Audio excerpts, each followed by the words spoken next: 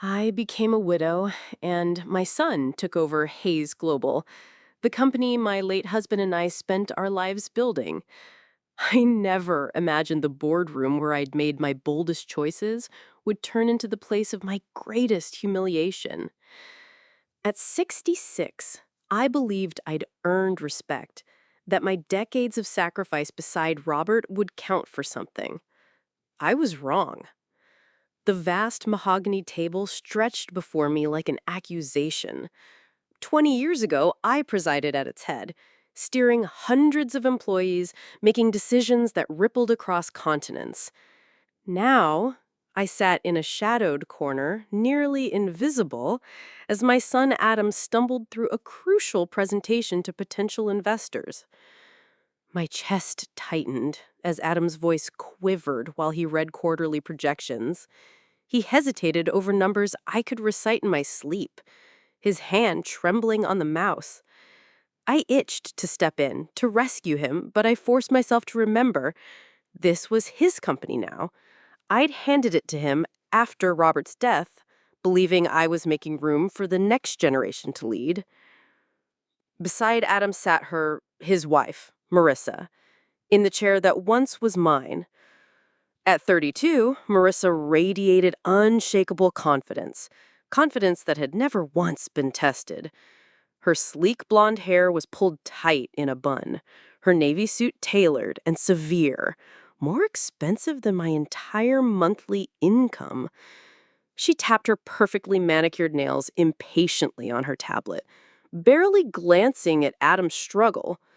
Perhaps we should focus on international expansion potential, suggested Mr. Parker, one of three investors from New York.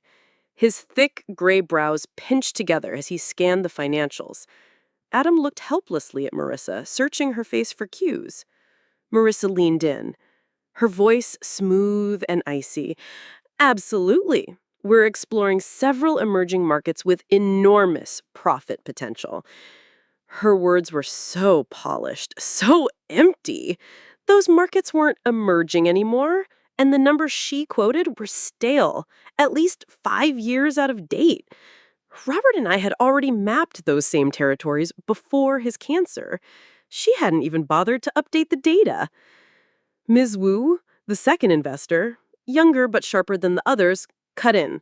What about regulatory hurdles in those regions? Marissa's mask flickered.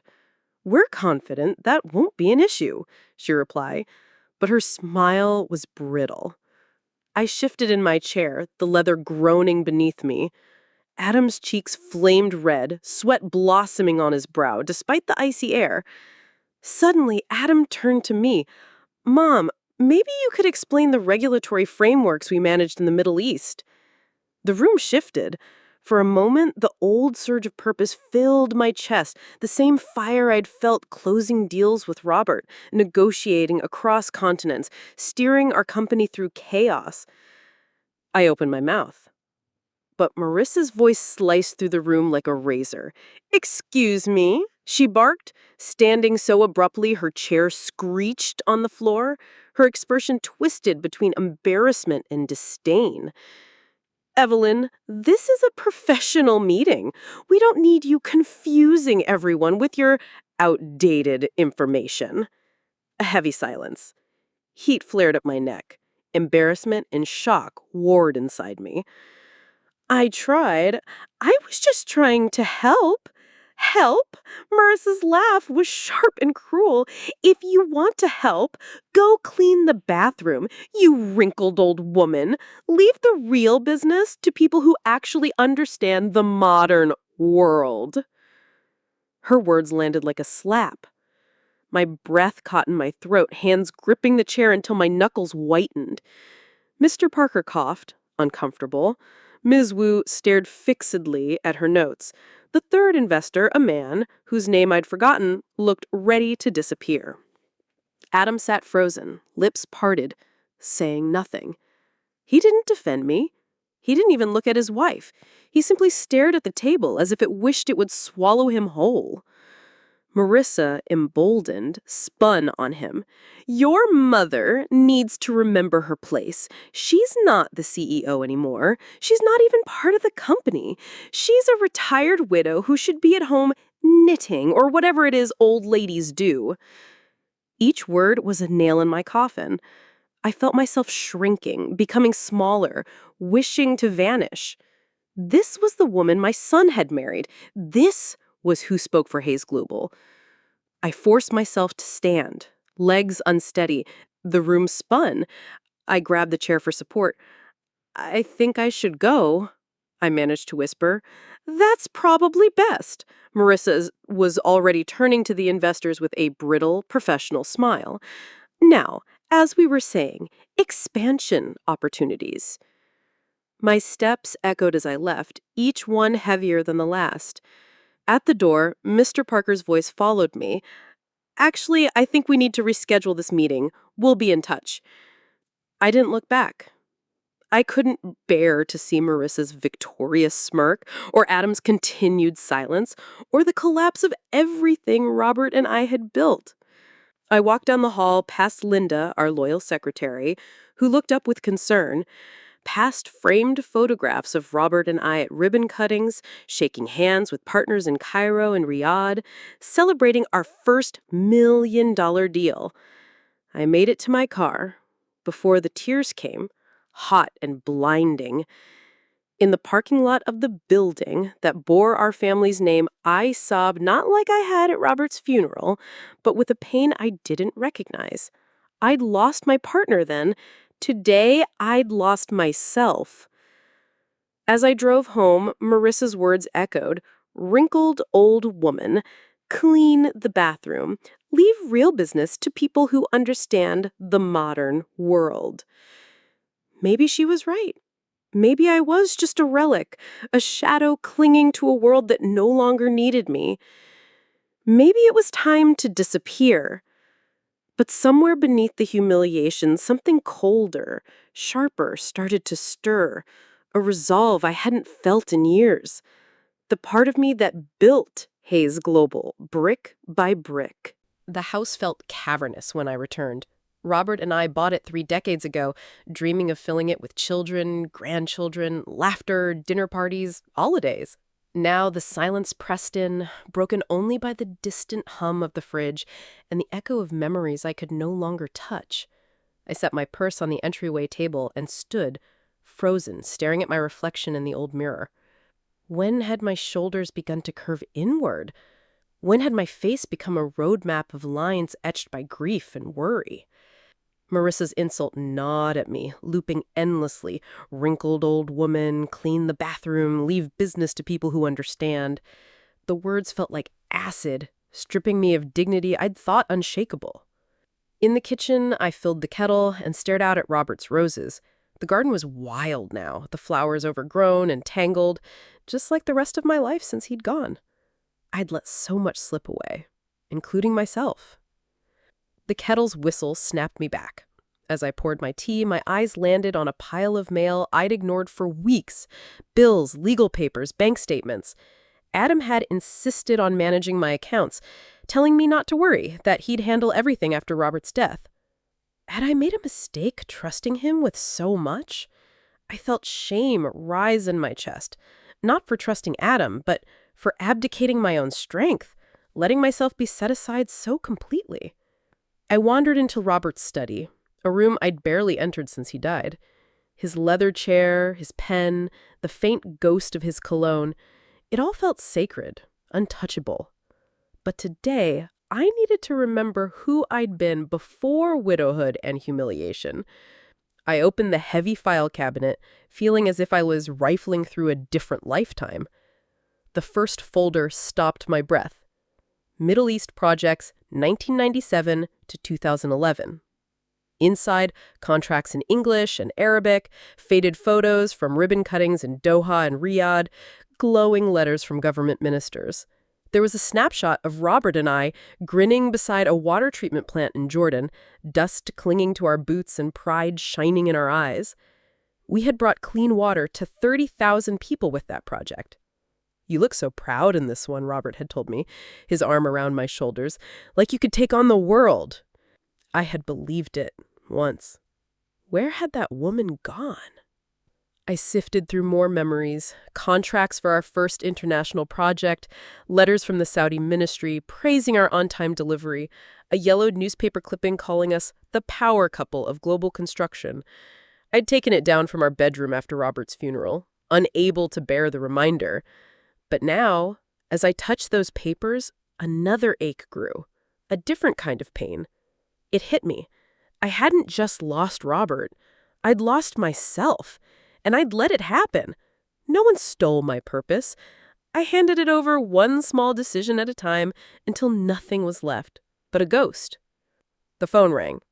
I hesitated, but the caller ID flashed Adam's name. "Mom?" He sounded young, lost, and so tired. "I'm sorry about today. Marissa was. She was stressed about the meeting." I set aside a photo of Robert smiling at the Suez Canal. Stressed enough to humiliate me in front of the board? She didn't mean it like that. You know how she gets when she's nervous. I didn't know how Marissa got when she was nervous. I only knew how she acted when she needed someone to blame. But Adam had been making excuses for her for 3 years, ever since they married. I let it go. "How did the meeting end?" I asked, though I already suspected. He hesitated. "The investors postponed their decision, said they needed to review management structure. Mom, I don't know what I'm doing. The company's bleeding money. Marissa keeps pushing for these expansion plans I barely understand." My heart twisted. Adam never wanted Hayes Global. He'd studied art history, dreamed of curating museums. But when Robert got sick, someone had to take charge. And I, consumed with grief, let him bear it alone. "What kind of expansion plans?" I asked gently. "She wants to sell the manufacturing division, focus only on real estate development. Says manufacturing is dead and that the money is in high-end condos and luxury communities." A cold chill ran through me. The manufacturing division was the heart of our company. Steady, unglamorous, but vital. It employed over 200 people, many of whom had been with us for decades. Real estate was a gamble, and one we'd never needed to take. "Have you looked at the numbers?" I pressed. "Marissa handles all of that," he said quietly. "She has her MBA from Wharton. She says I should trust her expertise." I wanted to scream. That MBA from Wharton wasn't worth the trust Robert and I had earned one handshake and sleepless night at a time. It didn't teach you how to manage a crisis in Doha or negotiate with a prince who could make or break your reputation. "Adam," I said, letting my strength slip into my words, "maybe we should go over the books together. Just the two of us." He was silent. "I don't know, Mom. Marissa says you're too stuck in the past, that you don't understand modern business. Maybe she's right." The words stung, but I heard something in his tone. Fear. He was drowning, and Marissa wasn't throwing him a lifeline. She was weighing him down. I steadied my breath. "Adam, I learned Arabic so we could negotiate contracts ourselves in the Middle East.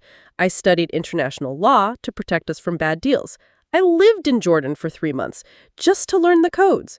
Does that sound like someone who doesn't understand business?" There was a long pause. "You learned Arabic?" he asked, astonished. Of course he never knew. I'd kept my professional life separate, trying to protect him from stress. In my quest to shield him, I'd hidden who I really was.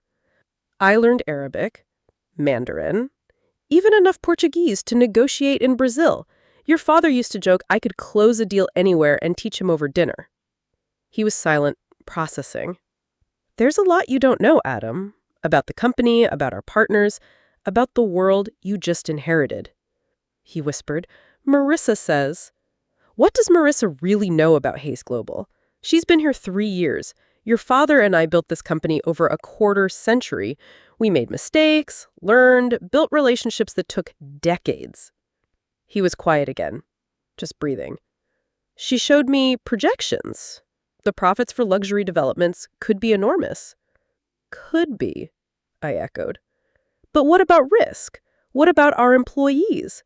What about our contracts? She says we can't make decisions based on sentiment.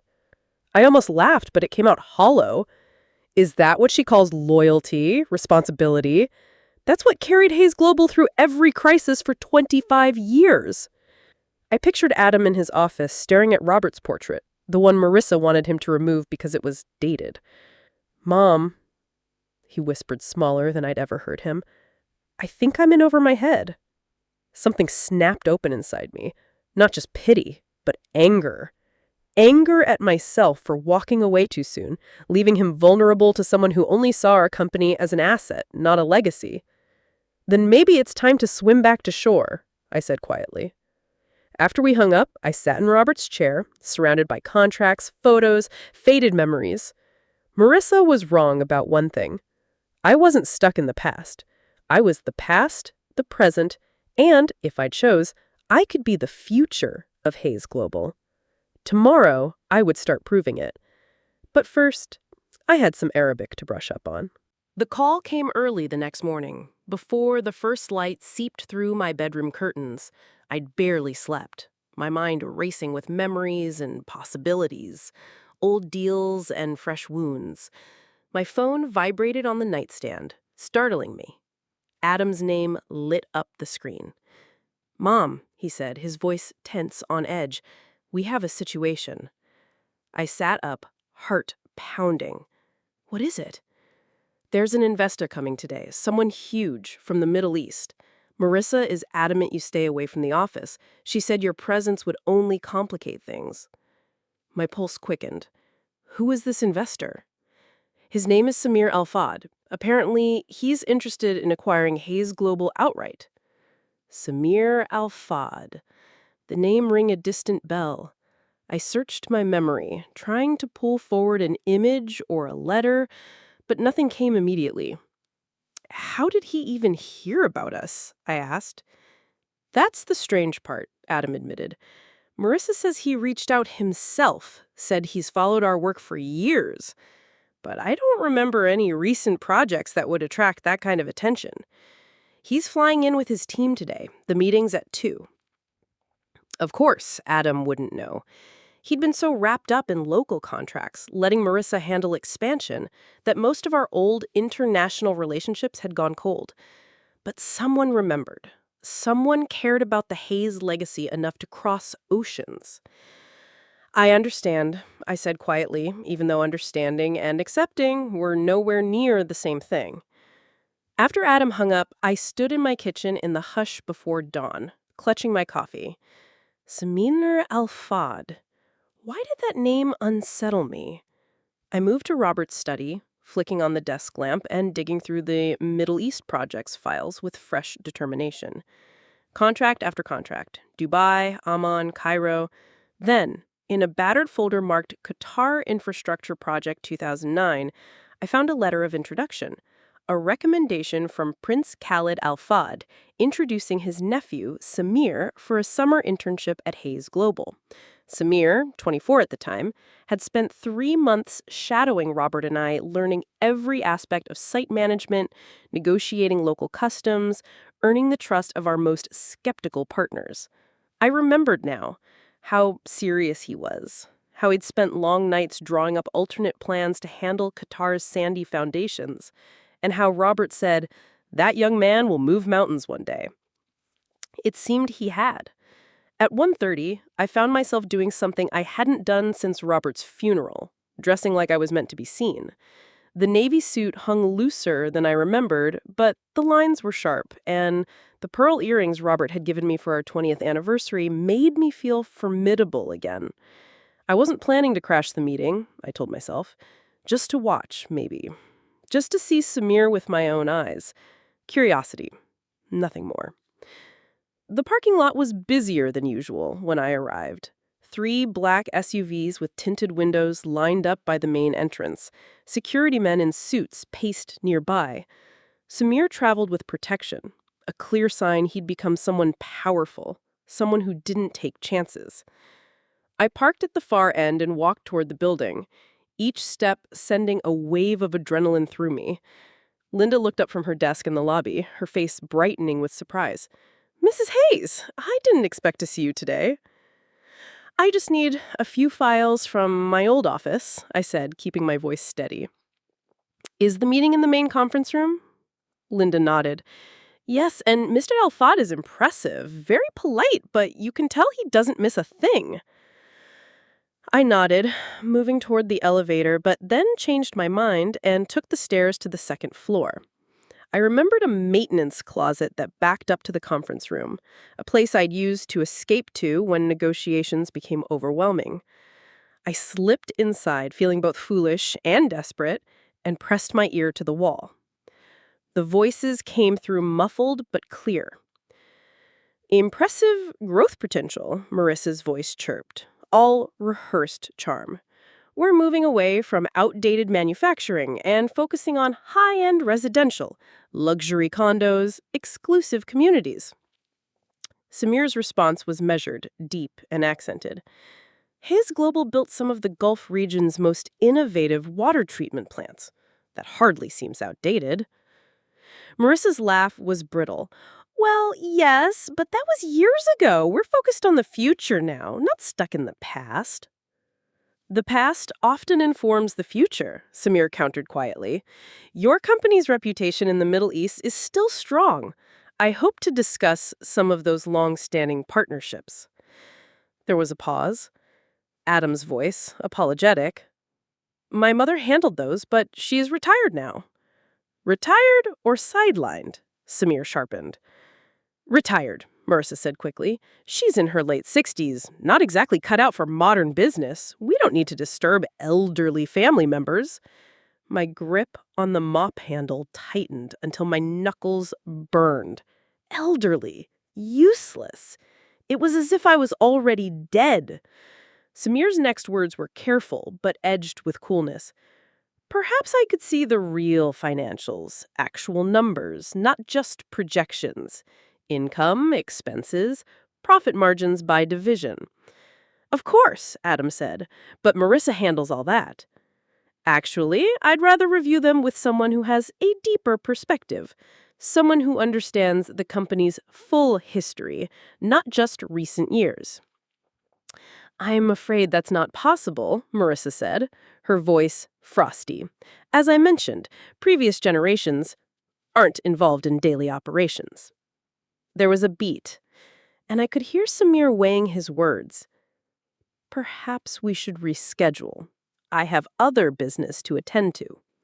Adam's voice, panicked, pleading. Is there something specific you need to know? Something we can clarify? I'll be in touch, Samir said politely, but I recognized the tone. Robert had used it many times to end negotiations with those who had already lost his trust. I heard chairs scrape, footsteps toward the door. The meeting was over. From the sounds, it hadn't gone well. I slipped down the back stairs, heart pounding, and reached the parking lot as the conference room windows came into view. I watched figures moving inside, Marissa talking rapidly, Adam deflated in his chair. Then I saw him, Samir Alfad, older and taller than I remembered, hair silvered at the temples, wearing a perfectly tailored charcoal suit. Even at a distance, his bearing radiated command. He looked out the window toward the parking lot, and for a second, I thought he saw me. My breath caught. A security man approached him, and Samir nodded, then disappeared from view. Moments later, the SUVs swept out of the lot, Samir vanishing from Hayes Global, possibly forever. My phone buzzed with a text from Adam. Meeting didn't go well. We need to talk. I stared at the message and then at the building with my family's name. Tomorrow, I decided, I would do something I should have done 2 years ago. I was done being invisible. That night, I barely slept. Every time I closed my eyes, I saw Samir's face at the conference room window, saw the finality in his expression. By morning, I had made a decision that would have seemed impossible only days before. I was going to find him. It took 3 calls and a favor from an old Chamber of Commerce contact to discover Samir was at the Fairmont downtown, scheduled to fly back to Dubai the following morning. I had less than 24 hours to undo the damage Marissa had done. At 10 a.m., my hands trembling, I dialed the hotel. Mr. Elfod's suite? A professional voice answered. How may I help you? This is Evelyn Hayes from Hayes Global. I'd like to speak with Mr. Elfod about yesterday's meeting. One moment, please. I waited, pulse hammering, listening to muffled conversation in Arabic, then footsteps. Mrs. Hayes? Samir's voice was neutral, polite. I wasn't expecting to hear from you. I imagine you weren't expecting a lot about yesterday's meeting, I said quietly. I'd like to apologize for that and request a few minutes of your time, privately. There was a pause. I was told you are no longer involved in company operations. You were given many incorrect impressions, I replied. I'd like the chance to correct them. A longer pause. Would you be available for lunch? There's a restaurant in the hotel. 1 o'clock. I'll be there, I said, heart racing as I hung up. My hands shook as I laid out my old files, reviewing them one last time. What was I doing? Did I have any right to intervene? But this wasn't about rights anymore. This was about saving everything Robert and I had built from people who only saw numbers and profits and nothing of legacy or loyalty or heart. I arrived at the Fairmont 20 minutes early, unable to quell the nervous energy twisting in my stomach. I wore the navy suit again, but this time with the sapphire earrings Robert had brought me from Bangkok years ago, a talisman against doubt. The hotel's marble lobby gleamed under crystal chandeliers, every step echoing the gravity of what I was about to do. I found Samir in a quiet corner of the restaurant, already seated, a stack of reports on the table in front of him. He rose as I approached, his expression inscrutable, polite but guarded. Mrs. Hayes, he greeted me, extending his hand. Thank you for agreeing to see me, I replied, accepting his handshake. His grip was firm, confident, nothing like the young intern I'd once known. But in his eyes, I saw a flicker of that earnestness I remembered. Please, call me Evelyn. We sat. For a long moment, neither of us spoke. I took in the subtle lines of experience etched in his face, the way he studied me with open curiosity and just a hint of wariness. It was the look I'd seen in countless negotiations, the look of a man who never wasted a single opportunity. You've done well for yourself, I said at last. Robert always said you'd move mountains. He was rarely wrong. The memory softened his features. I was sorry to hear of his passing. He taught me more in 3 months at your company than I learned in 2 years of graduate school. He would have been proud of the man you've become. His gaze deepened. I have to ask, Evelyn, is that why you reached out? Because of our history? I chose honesty, partly, but mostly because I couldn't stand by and watch everything Robert and I built be dismantled by people who don't understand its value. I know yesterday's meeting left the wrong impression. His mouth twitched, almost a smile. That's an understatement. I forced myself to meet his eyes. Marissa doesn't understand that the real strength of Hayes Global isn't in the profit margins or in the glossy brochures. It's in the relationships, many of which I built, and many you remember. He studied me, weighing every word. Your daughter-in-law seemed convinced of her vision. She told me the previous generation was no longer relevant to modern business. I let that sting pass through me. She has an MBA from Wharton and 3 years at the company. I have 25 years in international construction. Which do you think is more valuable in the Middle East? For the first time, Samir smiled for real, slow and genuine. You make a compelling argument. A waiter appeared. Samir ordered in Arabic. When the waiter looked confused, he switched to flawless English with an apologetic smile. I smiled too. Don't apologize. That's how I learned, by necessity. You can't build real partnerships if you can't communicate. He looked at me with sudden sharpness. You speak Arabic? Yes, I learned when we started working in the Gulf. It was the only way to ensure we weren't cheated or sidelined. He switched languages, firing off questions in rapid Arabic about construction techniques, contract negotiations, challenges in various cities. I answered with practiced fluency, surprising even myself with how easily it all came back. Across the restaurant, diners glanced our way, probably wondering why a silver-haired woman was discussing technical engineering in Arabic with an international businessman. When we finally switched back to English, there was a new respect in Samir's eyes. "Your pronunciation is perfect. Where did you study?" I shrugged, a faint pride swelling in my chest. "From project managers and local partners. Robert always said I had an ear for languages. But honestly, it was survival." He leaned forward, all business again. "Yesterday, when I asked about historical relationships and institutional knowledge, Marissa acted like those things were irrelevant. She sees the company as a portfolio, assets, liabilities, growth potential on a spreadsheet. She doesn't know that the real capital is trust. That's what your uncle saw when he sent you to us all those years ago." His smile was quick and wistful. "You treated me like a future leader, not cheap labor. I never forgot that." We ordered lunch, though I barely tasted anything. For the first time in 2 years, I was having a conversation that mattered, a negotiation with real stakes. He tapped a folder. "Tell me about the manufacturing division. Your daughter-in-law seems eager to sell." I told him everything, the history, the stability, the loyalty of our workforce. He asked probing technical questions that made it clear he understood the business better than anyone in yesterday's meeting. When I finished, he nodded. "In my experience, companies that treat employees as disposable usually end up the same way. But your manufacturing team, that's an asset I value." His words hit me with an almost dizzying sense of vindication. We finished lunch, and he leaned back, considering.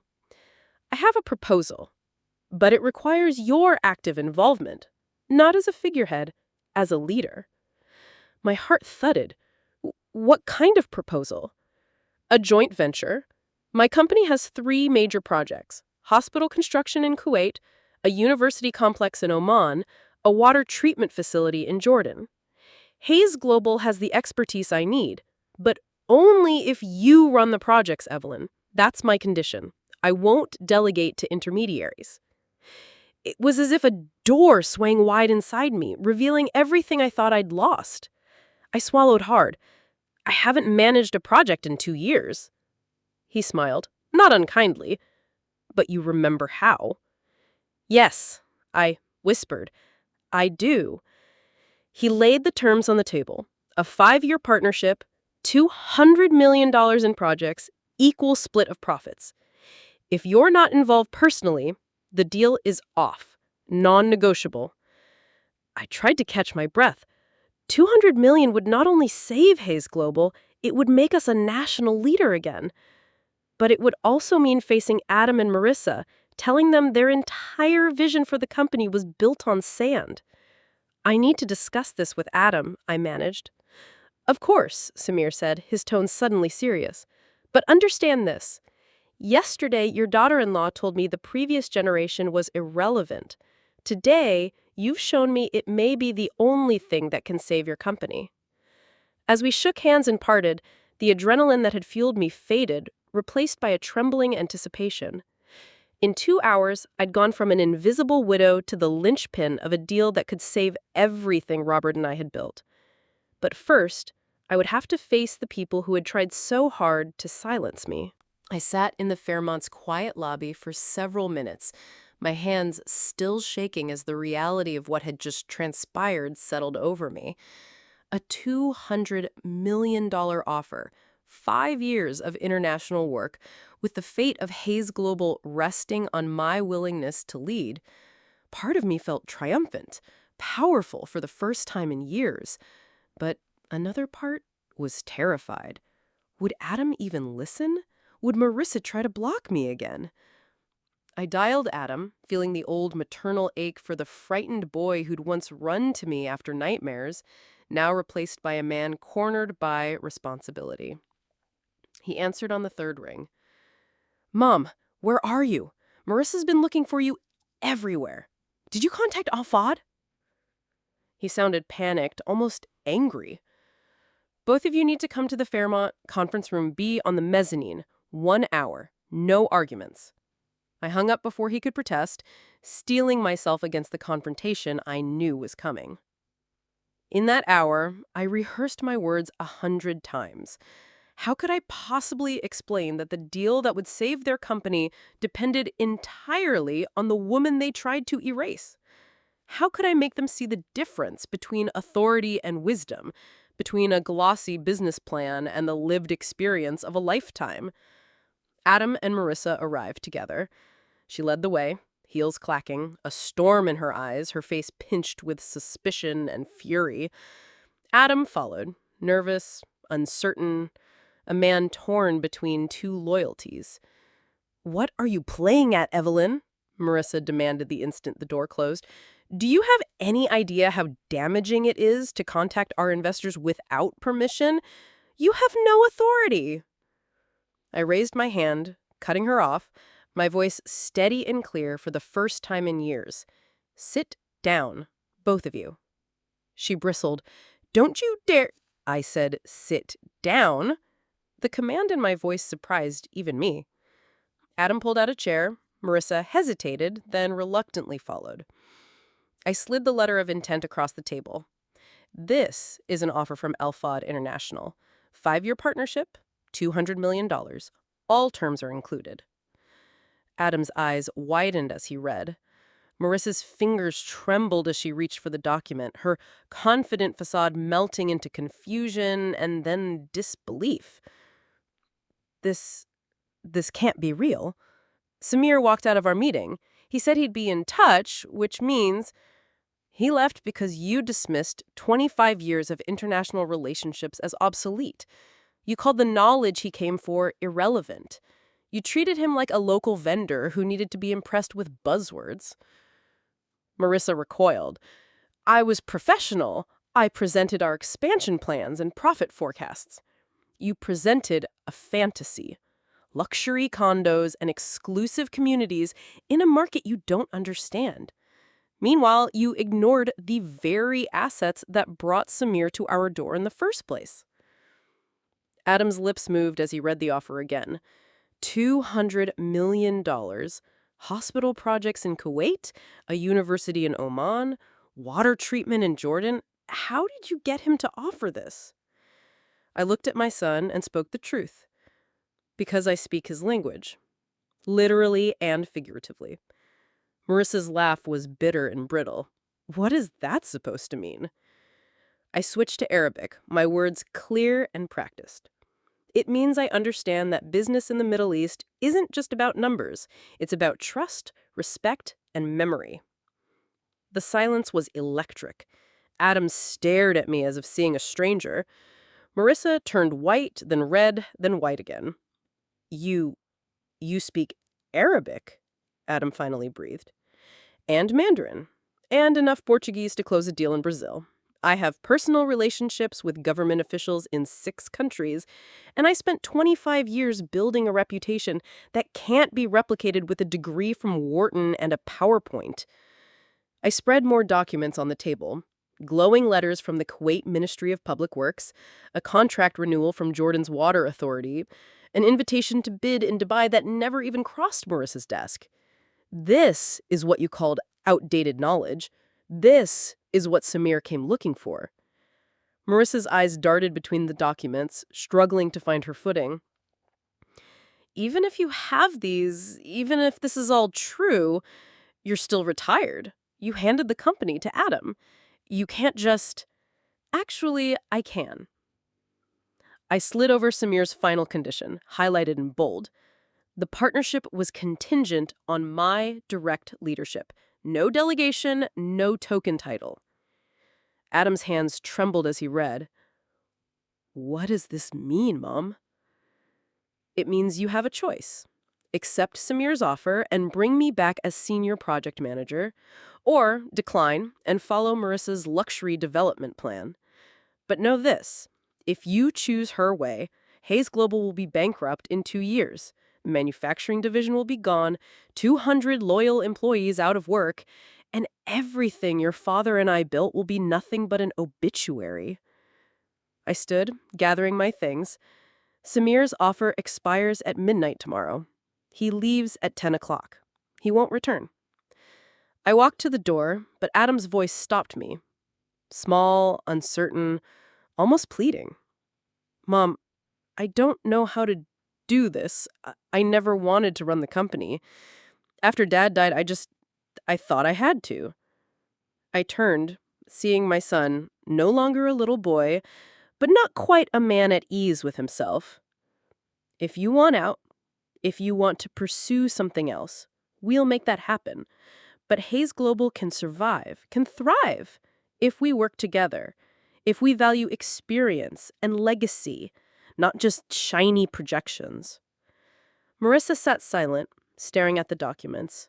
Her confidence was gone, replaced by something like regret. I left them there, $200 million, 25 years of work, and the company's future lying on the table between them.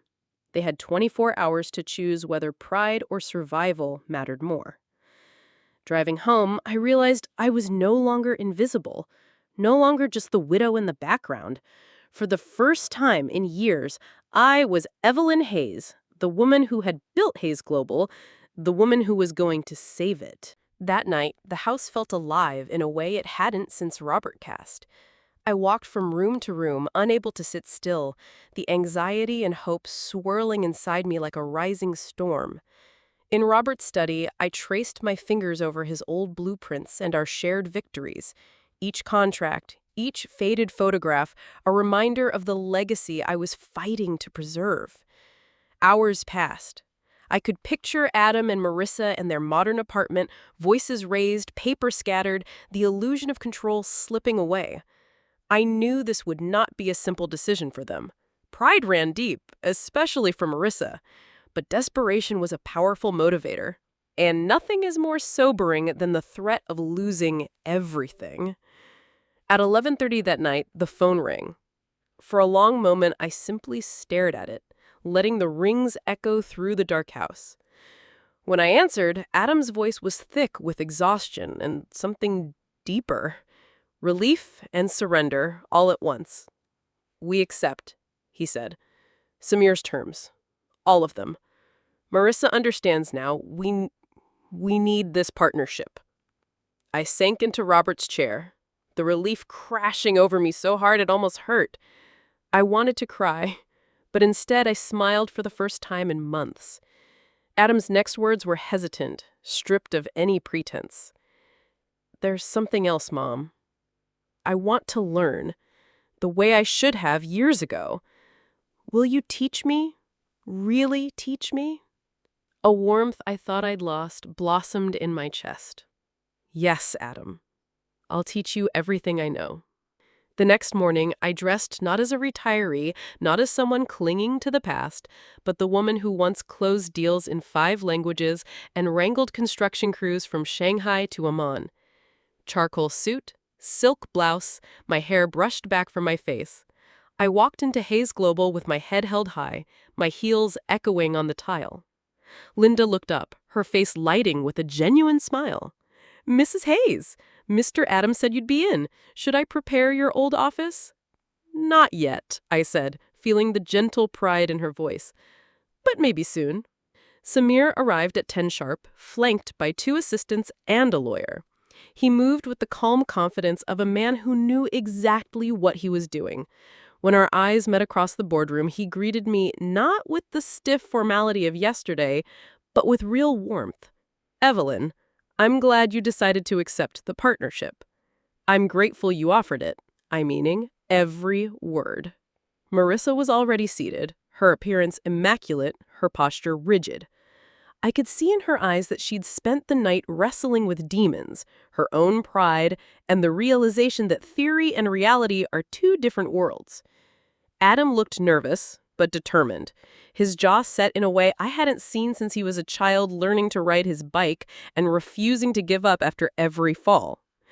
For the next 2 hours, we outlined every detail of the partnership: project timelines, financial arrangements, legal hurdles, staffing. Samir's team was meticulous, but also generous with their expertise. Marissa contributed where she could, but her confidence was subdued. She was finally recognizing how much she didn't know. Samir steered the conversation toward the Kuwait hospital project. The site has underground water issues, and the local codes are complicated by saltwater intrusion. I leaned in, finding myself completely at home in the discussion. We encountered the same problem at the Al Jahara Medical Center in Qatar. There's a specialized foundation system we can implement. I'll pull the engineering reports for your team. He nodded, satisfied. That's exactly the experience we're looking for. Most companies fail here because they ignore lessons already learned. Marissa listened intently, for the first time not arguing or interrupting. I could see in her eyes the slow, painful recognition there were things she could not learn in business school or from articles on market trends. There was a reason why relationships, reputation, and lived experience mattered. By noon, the deal was all but done. Samir and his team drafted a preliminary agreement naming Hayes Global as the primary contractor and me as the senior project manager, with Adam as my deputy and eventual successor. Samir added one more point as we prepared to sign. I'd like to discuss the manufacturing division. Marissa, you mentioned reconsidering your options there. She glanced at Adam, then at me, trying to gauge my reaction. We're still weighing the costs of maintaining it, she said, her voice softer. Samir smiled gently. I'd like to invest in it, purchase a 20% stake, not as a separate company, but to expand its capabilities for our projects in the Middle East. It's a strategic asset. The silence that followed was profound. Adam's eyes widened. Marissa blinked in shock. You want to invest in manufacturing? Adam managed, as if it never occurred to him that this so-called relic of the past could hold real value. Absolutely, Samir replied. Quality control is the backbone of large international projects. Without it, everything else is just risk. He outlined the offer, $15 million for 20% ownership, with funds allocated for modernizing equipment, expanding the workforce, and supporting new projects abroad. I felt the surge of vindication, sharp and sweet. 20 years ago, Robert and I had argued to keep manufacturing at the center of our company, not because it was glamorous, but because it was dependable, because it made us real builders instead of paper shufflers. Adam nodded, a slow, dawning smile breaking through his nerves. That would secure the jobs of every person in the division and let us modernize. Marissa simply sat back, her resistance broken, her eyes filling with something that might have been respect or the first fragile cracks of humility. As the final signatures were penned and handshakes exchanged, I felt a powerful sense of purpose settling over me. For the first time in years, I wasn't clinging to what was lost. I was building what came next. We scheduled our first project meeting for the following week.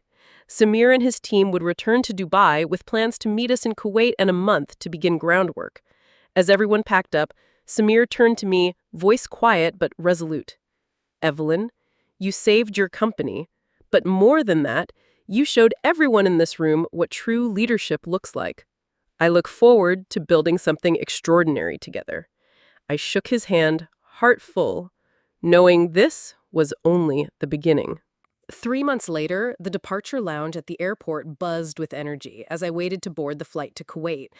The sun was just beginning to rise beyond the wide glass windows, washing the tarmac in gold. Adam sat beside me, fidgeting with a new leather-bound notebook I'd given him, eager and nervous in equal measure. We'd spent the last weeks in a flurry of preparation. Site plans, engineering calls, budgeting, and marathon video conferences with Samir's Dubai team. I'd watched Adam grow from the hesitant man who once clung to the safety of Marissa's spreadsheets into someone hungry to learn, to contribute, to find his own voice in the world of real work. There had been late nights and mistakes, plenty of both, but also a kind of healing between us that I hadn't believed possible. Even Marissa, though still prickly, had started finding her place. She had shifted her focus to domestic projects and operations, where her eye for presentation and her relentless drive brought order to chaos. There were moments, rare but precious, when she met my gaze without the old resentment, even the beginnings of a reluctant respect. Across the lounge, I caught sight of Samir finishing a call, then striding toward us, his step purposeful. In the last few months, our professional partnership had grown into something more nuanced, a friendship forged through trust, shared ambition, and the quiet understanding of those who know what it's like to carry the weight of legacy. His eyes softened as he greeted us. "The Minister of Health is looking forward to meeting you, Evelyn," he said, his accent gentle and familiar now. "He still talks about the Al Jarrah project." I smiled. He has an excellent memory and a wicked sense of humor. Tell him I brought the photos of our last site visit. He'll laugh at how young we all were. Adam looked between us with wide-eyed curiosity. "You have to share some of these stories on the flight, Mom. I still feel like I only know a fraction of everything you did with Dad." Samir nodded, motioning toward the boarding gate. "We have hours in the air, plenty of time for history lessons." As we waited in line to board, I glanced back at the terminal, the world I'd left behind months ago. It was hard to believe how much had changed in so little time, how the humiliation and loneliness had been replaced by purpose, by possibility, by the kind of hope I hadn't allowed myself to feel since Robert's last breath. On the plane, Adam settled into the seat beside me, notebook open, pen ready. "Okay, tell me about the water treatment plant in Jordan, the one Dad always said was your greatest triumph." I leaned back, the familiar engine hum beneath my feet, and closed my eyes for a moment, letting the memory fill me. The endless desert sun, the swirl of Arabic and English, the thrill of seeing a barren stretch of sand transformed into something life-giving. "It was the hottest summer I can remember," I began. "Samir was there, a bundle of nerves and big ideas. Your father had faith in him from day one, and so did I. We worked with engineers from 4 countries, managed local customs, and fought tooth and nail to keep the project on schedule." As I spoke, Samir listened too, his smile growing as the old details came alive. Across the aisle, Samir's assistant caught my eye, giving a small, respectful nod. It hit me how far I'd come, from being dismissed as a relic, a wrinkled nuisance, to being the woman at the heart of something new, something vital. The plane lifted into the sky, and I felt the old fire in my veins. Possibility, challenge, the joy of work that mattered. For the first time in years, I was not running from loss, but running toward a future I was proud to shape. 6 months ago, I'd sat in a parking lot sobbing, broken by the words of someone who didn't know me, who saw only my age and my wrinkles. Now I was flying to Kuwait as senior project manager for a project that would bring clean water and medical care to thousands. Adam, my son, was finally learning not just the theory of leadership, but the practice of legacy and grit. I glanced at Samir, who was leafing through project documents, pausing to jot notes in the margins.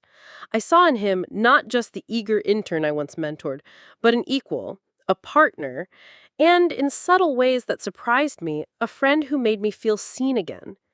As the clouds drifted by below us, Adam looked at me, his voice quiet and full of wonder. "I'm proud of you, Mom, and I want to be proud of myself, too." I squeezed his hand. "You will be.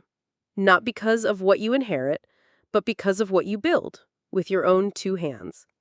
The flight stretched before us, full of stories, plans, and the promise of a new chapter.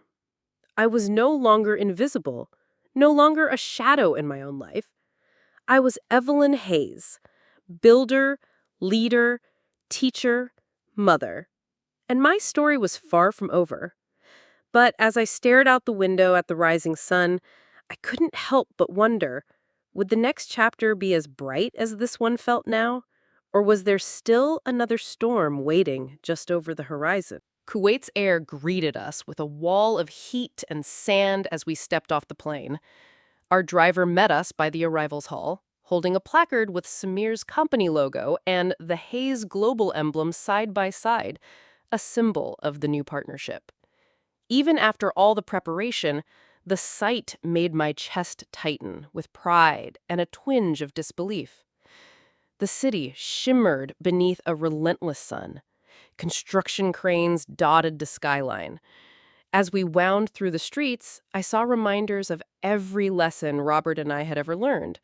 Nothing lasting was built in a day, and everything depended on the strength of the foundation, literal and metaphorical. At the hotel, our team settled into the routine of international projects, morning briefings, site inspections, lunch with local officials. Adam shadowed me everywhere, absorbing everything, scribbling notes on everything from engineering challenges to the etiquette of greeting a Kuwaiti government minister. On our second day, the site visit brought it all home. The plot was vast, raw earth stretching to the horizon, the future hospital barely a mark on the blueprint. The Kuwaiti project managers greeted us with formal bows and warm Arabic. I replied without hesitation, thanking them for their hospitality, watching as surprise and respect flickered across their faces. During the site tour, one of the senior engineers, a woman named Layla, walked beside me. "Your reputation here is strong, Mrs. Hayes," she said quietly. "We all heard about your work in Jordan. Many did not believe you would return, but I am glad you did." I swallowed a rush of gratitude. "Thank you, Layla. I couldn't stay away, not when there's work to be done." We spent the afternoon going over soil reports, reviewing the challenges of saltwater intrusion and the unique requirements for the hospital's emergency infrastructure. Adam peppered Layla and I with questions, his initial awkwardness fading as the conversation deepened. For the first time, I saw him not just as my son, but as a future leader. Curious, respectful, brave enough to admit what he didn't know. That evening, the team gathered for dinner at a rooftop restaurant overlooking the city's glowing skyline. Samir sat at my right, Layla across from me, Adam and the rest of our team nearby. The conversation flowed easily, laughter mixing with technical debate, stories traded across cultures and generations. When the food arrived, Samir leaned in, voice low enough for only me to hear. "You know, I never told you this, but when I first interned with your company, I doubted myself every day. Your encouragement kept me going, even when I made mistakes." I smiled. "Everyone doubts themselves, Samir. But the difference is in who gets back up and keeps learning. You always did." He touched his glass to mine, a quiet toast. "To second chances, for companies and for people." Adam joined the toast, and soon everyone at the table was raising a glass. "To new beginnings," he said, looking around at the team, "and to the people who taught us not just how to build things, but how to build each other." For a moment, I looked around and saw the future. This team, these projects, the friendships and alliances formed over years of struggle and trust. I thought of Marissa, back in the States, who was now steering the domestic arm of Hayes Global with a new humility and purpose. Our emails were still brisk, but the old sharpness had softened. She'd sent me a message that morning. "We're on track with the new contracts. Thank you, Evelyn. I mean it." After dinner, I found a quiet corner on the rooftop and stood watching the city lights. The pain of the last 2 years felt distant, like a scar that no longer throbbed. In its place was a steady, patient hope. I had reclaimed my place not just in the company, but in my own life. Adam found me, looking both older and lighter than I'd seen him since Robert's illness. He hesitated, then wrapped me in a sudden, fierce hug. "I'm sorry for everything, Mom, for letting myself believe you didn't matter. You're the reason any of this is possible." I held him tight, blinking back tears. "You matter, Adam. What you build next will be even greater because you'll build it with your own hands, not just inherit it." We stood there together in the warm Kuwaiti night, mother and son, mentor and apprentice, 2 generations finally working as one. Later, back in my hotel room, I wrote a note to myself in the battered old journal I'd carried from my first international deal. Some humiliations are just beginnings in disguise. Some losses clear the ground for something better to grow. I closed the book and smiled, certain of one thing. Hayes Global's best days, and mine, were still ahead. But I couldn't help wondering what challenges tomorrow would bring. Was this truly the new beginning it felt like? Or would the world find fresh ways to test our resolve? The weeks in Kuwait passed in a blur of early mornings and late nights, as the work consumed us all. Each day brought a new challenge: permits delayed, sudden shifts in local regulations, an unexpected sandstorm that halted progress for days. But we solved each problem, one by one, with the resilience that had defined every project I'd ever led. Adam was a different man. I watched him at meetings with local officials, asking smart questions, listening more than he spoke. Sometimes he'd look over at me before making a decision, seeking silent confirmation. I started answering him with the same subtle nods Robert once gave me. Yes, trust your gut. Yes, you're ready for this. Each time, Adam's confidence grew. Samir became not just our partner, but a true friend.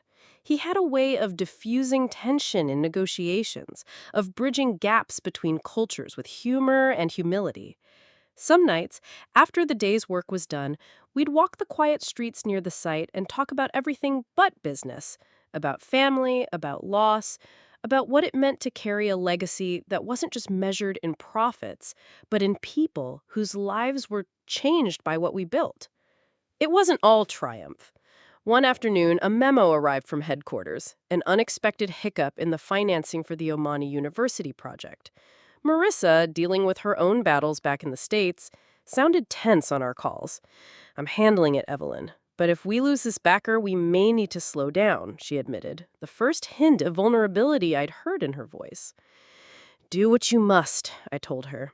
"Just remember, the company's worth isn't in its cash flow or its latest contract. It's in the trust we've built. Protect that first." Her answer was soft, almost childlike. "I will. Thank you." In Kuwait, the hospital foundation began to rise.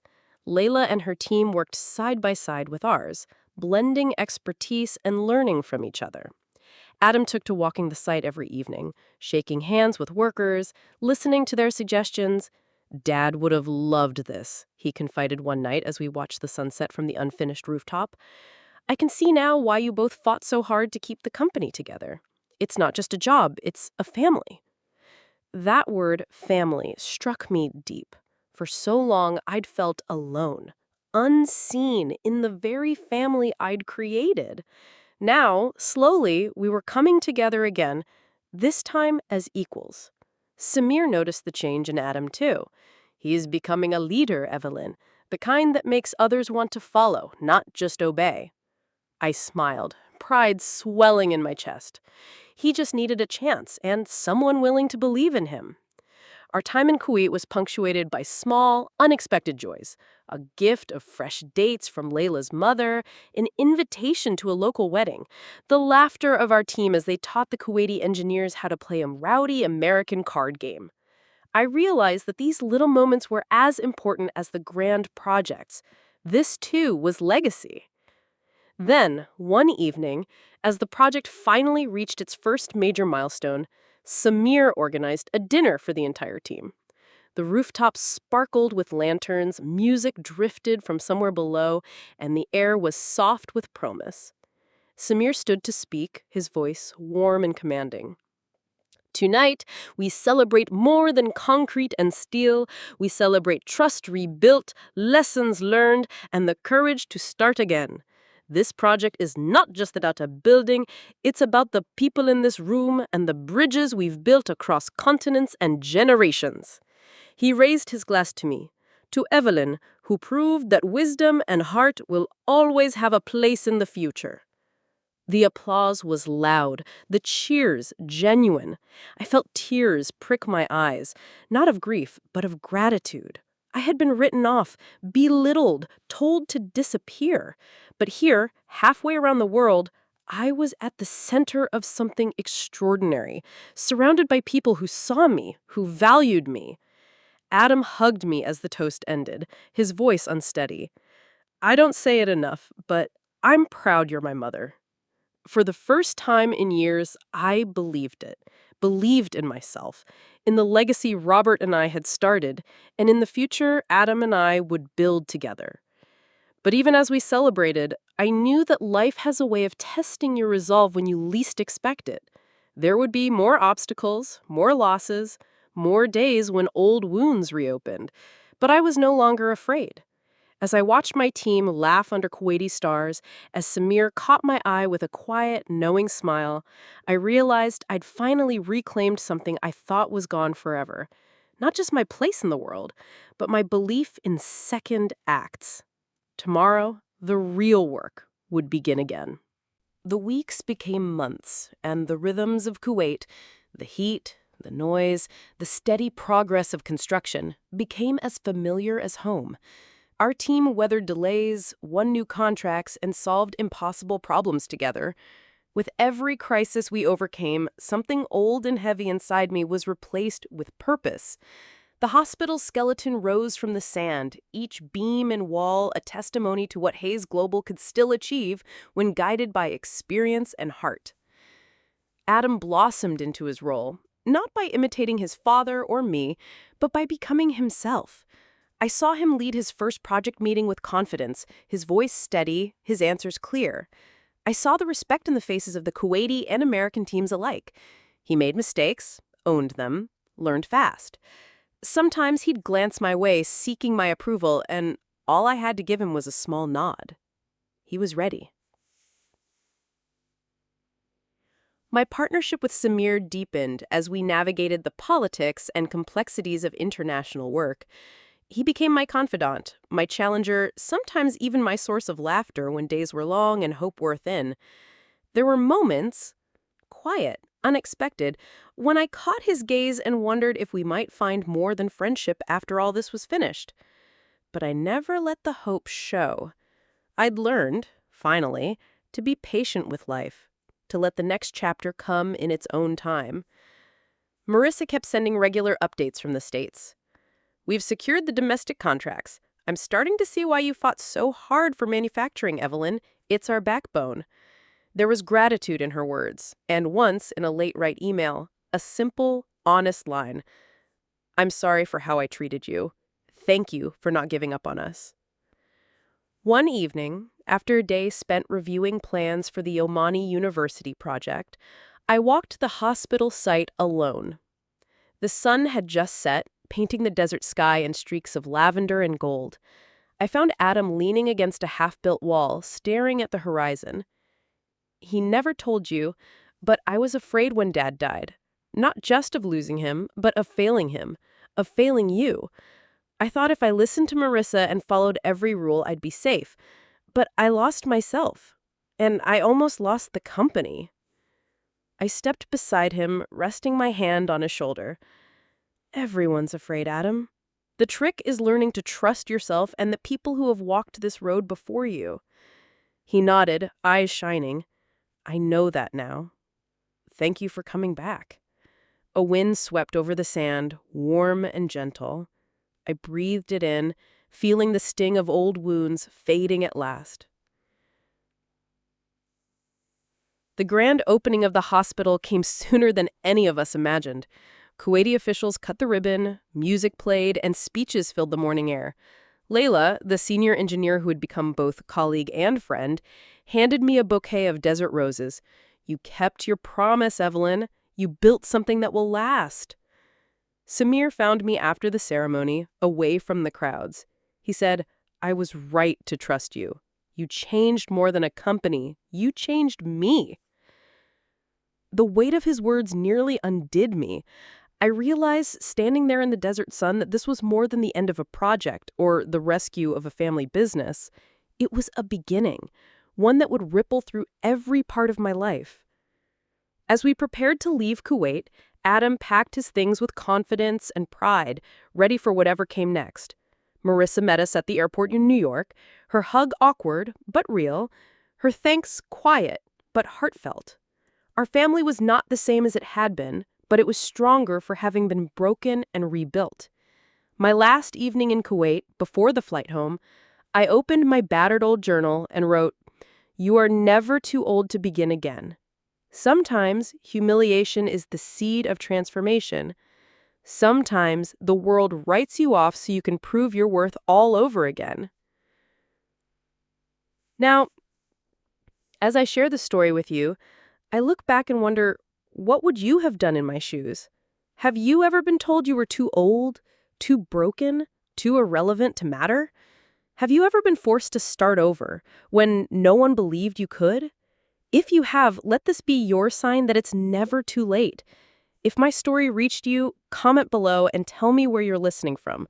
Let's see how far this message can go. Maybe you too are ready for a new beginning, one you never saw coming. Thank you for walking this journey with me. If you want more stories of resilience, legacy, and family, look for the other two I've left at the end of this one. I promise they'll surprise you. No matter your age, no matter your scars, remember, sometimes your second act is where your true legacy begins.